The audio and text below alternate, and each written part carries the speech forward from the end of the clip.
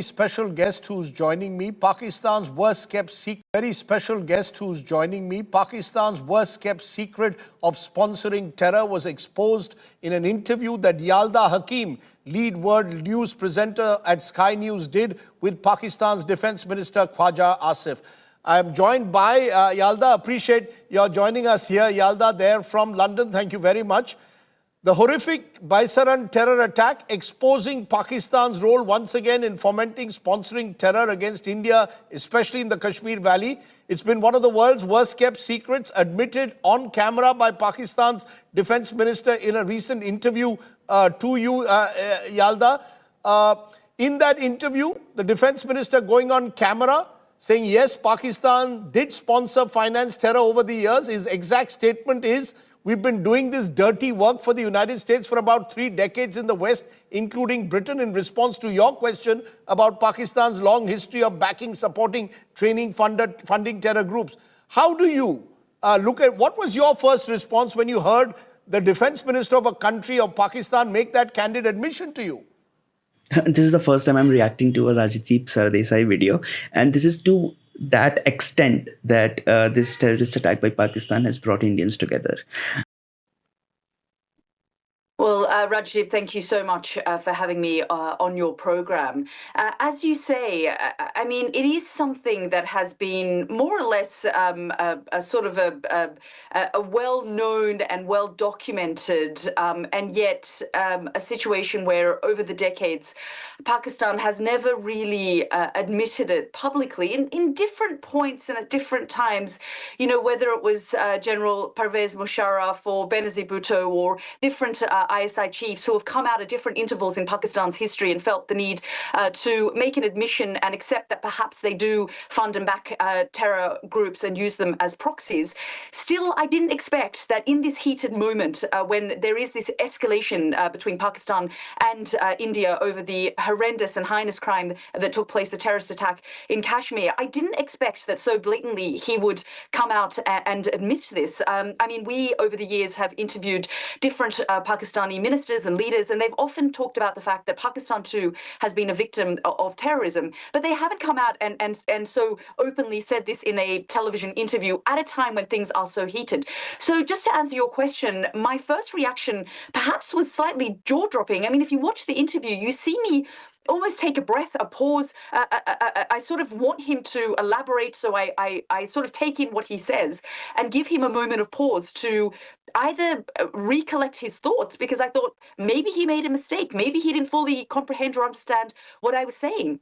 And then he goes on to clarify, to say, no, we are doing that. We did do for decades the dirty work of the West. And then he, you know, goes on to... I haven't watched the video in question, but I have been hearing about it. And I'm sure you guys have been hearing about it too. Sort of say, but that isn't the case now. Lashkar-e-Taiba doesn't exist as an organization. We don't know who the resistance front is and what you're talking about. But we used to do this. We don't do this now. You know, it's interesting what you're saying, because the truth of the matter, Yala, is that Pakistan has always lived by this deniability. They've always tried to deny every terror attack, especially those aimed at India. You will recall even after Mumbai 26/11, there was initially this denial. Then when terrorist Kasab was caught red-handed, the Pakistanis could not deny it any further. In that sense, it was important for us to hear a functionary at the level of a defense minister admitting to Pakistan's role in sponsoring terror, and then trying to suddenly backtrack by saying that's in the past, not in the present. Is there a sense you got from this response to the interview that's gone viral, that the world also no longer believes Pakistan's deniability? That when Pakistan now says that we are not involved in terror, as it kept saying in the past, the world no longer trusts Pakistan anymore? Yes, Rajdeep, I think that was what made the interview go viral. Not only were we hearing an admission like this from a minister at that level, at a time where things are so tense between the two nations, and just a few days after the terrorist attack in Kashmir, but also for him to so blatantly accept Pakistan's history of funding, aiding, giving sanctuaries. I mean, as you know, for the 2 decades or so of the Afghan war, not only was Pakistan getting billions of dollars from the United States, they were constantly accused of playing a double game. In 2018, the then President Trump, during his first administration, one of the things he did, I remember it was January 1 in 2018, one of the first things he came out and did was say that we are going to cut all military aid to Pakistan because our troops are dying on the ground, NATO forces are dying on the ground in Afghanistan, and Pakistan is taking our money, but at the same time, they are backing, supporting, and giving sanctuary to these terrorist groups that are going back into Afghanistan and launching these attacks, large-scale attacks on our troops and on innocent civilians, and prolonging this conflict and making it. That is because they don't have any set ideals. If whoever gives them money, they'll just follow it. So that's why Pakistani army has been accused of acting as a mercenary army. So as opposed to armies of any other country, they follow the political leadership of that country, and they fulfill whatever the political ideas are of that country. But in case of Pakistan, whoever gives them money, they'll follow that. It even more bloody and violent. And as you said, the 2008 Mumbai attack, Pakistan had the same reaction. So in this moment, for him to come out and make this admission, I think is what actually shocked the world. And then to sort of distance themselves, only a few days after, I interviewed Bilawal Bhutto, the former foreign minister of Pakistan, and he admitted, he said, yes, my family have been victims of terrorism, we as a nation, but it is also part of our history. Terrorism and funding these proxy groups are part of our history. So that, I think, is what left the world shocked. And as you say, this acceptance and realization that perhaps Pakistan itself will no longer deny the brutality of funding these terrorist organizations and using it as a policy. But the question arises, Yalda, were you able to at all specifically pin the minister down to Pahalgam itself? What happened, this dastardly attack in the Kashmir Valley? Is the defense minister, in a sense, trying to be disingenuous when he makes this distinction between what they did for America and the West in the 80s and now what is happening on the ground or has happened on the ground in Kashmir Valley for the last few decades? Were you able to actually get him to take that next key step into admitting that the Lashkar-e-Toiba's headquarters, for example, these jihadi proxies are in Pakistan, Hafiz Saeed still moves around fairly freely? Are they willing to accept that part as well is the key? No. So it's exactly as you said. He pinned it to their history as a nation and said that that was part of history. They did the dirty work of the United States, of Britain, as you say. That's what he pinned it to, that, had we not been forced to take part in, the sort of funding of these groups, the Mujahideen in the 80s after the Soviet invasion, and were we not asked by the United States, the CIA, to do this dirty work for them, perhaps the trajectory of the direction in which our country has gone to today would not have happened. But in terms of admitting that Lashkar-e-Taiba still exists as an organization, that their leadership roams freely in Pakistan, it was not something that he was willing to accept. He said, what are you talking about? When I said Lashkar-e-Taiba and this splinter group, the Resistance Front, he said, no one has heard of this resistance force that you're talking about. Lashkar-e-Taiba doesn't exist as an organization. Where are you getting your information from? So he completely distanced himself. And then he went on to talk about false flag operations and pointed the finger of blame at India and said, India has conducted... I said, so hang on a second, let me get this straight. You are saying that India has launched this terror attack on itself and wants to point the finger of blame at you so that Pakistan gets the blame. He said, that's correct.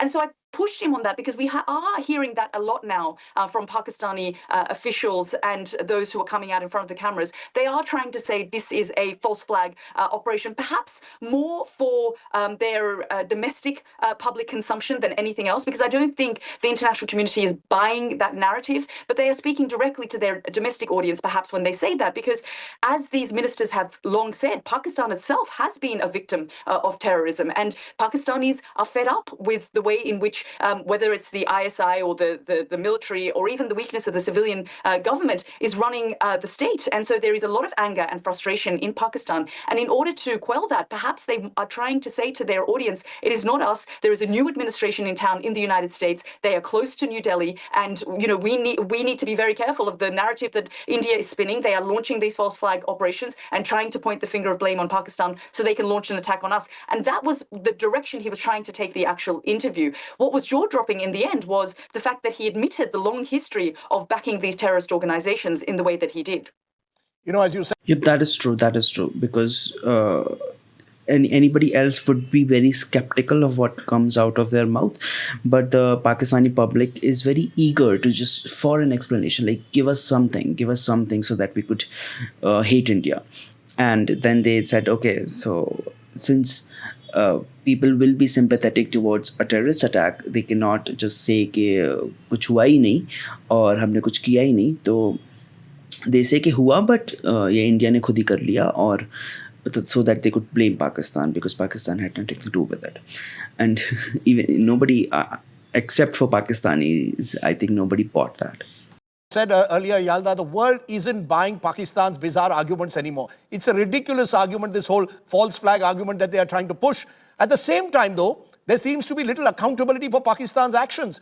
You yourself, in a way, are a victim of really what happened in the 1980s. Your family became refugees, Afghan refugees. You had to move to Australia. Do you believe that there needs to be greater accountability of Pakistan for its actions rather than these bizarre arguments it keeps making? I ask you now, not just only as a journalist, but as I said, someone who's in a way been a victim of what happened in Afghanistan. This virus that every time Pakistan simply gets away from by trying to deny its role in sponsoring and financing terror. Well, I think it's interesting now that, Pakistan for decades supported the Afghan Taliban. And in many ways, they have buyer's remorse now because, the Afghan Taliban are not necessarily doing what their paymasters had got them to do for so long when they gave them so much support in their war against NATO forces, the United States, during the conflict in Afghanistan. And so I think you're right in saying there hasn't been enough accountability. The United States, the West hasn't held Pakistan accountable for playing these double games for years. I remember interviewing Pervez Musharraf just a few years ago before he died, and he said, it's true, we had this policy because we felt we had no choice. And I said to him at the time, General Musharraf, is it because Pakistan can't win conventional wars, so they turn to nuclear weapons and terrorism? And these two things are not like peanut butter and jelly where they mix well together. They do not mix well together. This is hugely problematic for the region, for the international community, when you are a nuclear armed state and you are also having the policy of backing, funding terror organizations. And at the time, he said to me, we had no choice. In order to protect ourselves, in order to defend our own national interests, this is the policy that we developed. At the time, he didn't tell me that we did the dirty work of the West or any other state, although we all are fully aware of the history and how that evolved and what happened to the Mujahideen and what happened to the orphans of the Soviet invasion of Afghanistan and what they then did with the madrasas by brainwashing these young children who went on to become the Taliban and the Afghan civil war, and the way that history evolved, and the fact that millions of people became refugees and were spread out across the world. Not to mention the fact that, throughout the conflict in Afghanistan, we all remember the large-scale terror attack on the Indian embassy in Afghanistan as well. So these are things at different intervals and points in history where the international community has pointed the finger of blame on Pakistan, on the ISI, on the military and security and defense and intelligence establishment in Pakistan. But there hasn't been enough accountability other than what the Trump administration tried to do in 2018, because at the time,